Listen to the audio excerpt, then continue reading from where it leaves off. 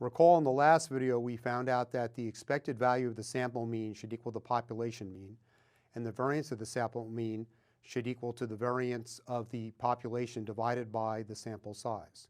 So let's get a concrete illustration of this idea. Let's suppose our population is the results when we toss a die.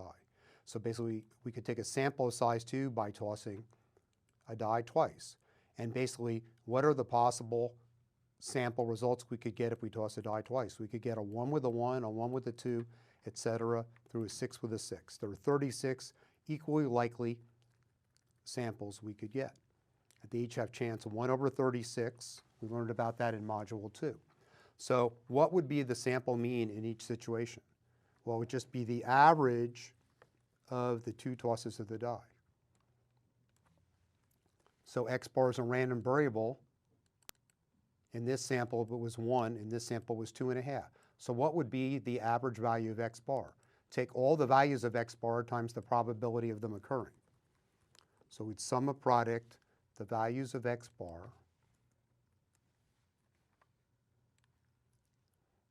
times the probabilities. And lo and behold, we get 3.5, and we know that's the population mean, because when we toss a die, the average number of dots showing is 3.5. Now what about the variance of X bar?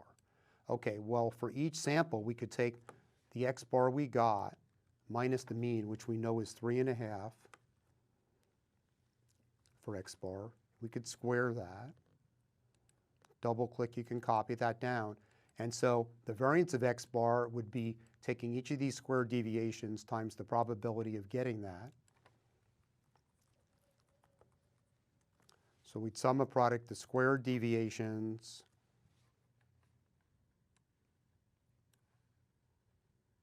with those probabilities, and we get 1.458. Now, does that match this formula? Well, the variance of X bar, okay, the variance of when you toss one die, the number of dots showing is 2.91, we've talked about several times. So basically, the variance of X bar in this case should equal 2.91 divided by 2. Looking here, we have sigma squared was 2.91, sample size is 2, and if you work that out, that's exactly what we got. So that's an illustration of how these formulas work. So in summary, remember, X bar, the sample mean, is going to be a random variable. On the average, it's going to come out to the population mean, but it's not always going to come out to that. So if the population mean is 3.5, we often don't come out with a sample mean of 3.5. But the variance of X bar gives us an idea of how sort of accurate the sample mean is in estimating the population mean. And note that as the sample size gets bigger, the variance of X bar gets smaller. And since on the average it's getting the right answer, we should think we have a better shot at estimating the population mean. And we'll see as we go through this module, that's indeed the case.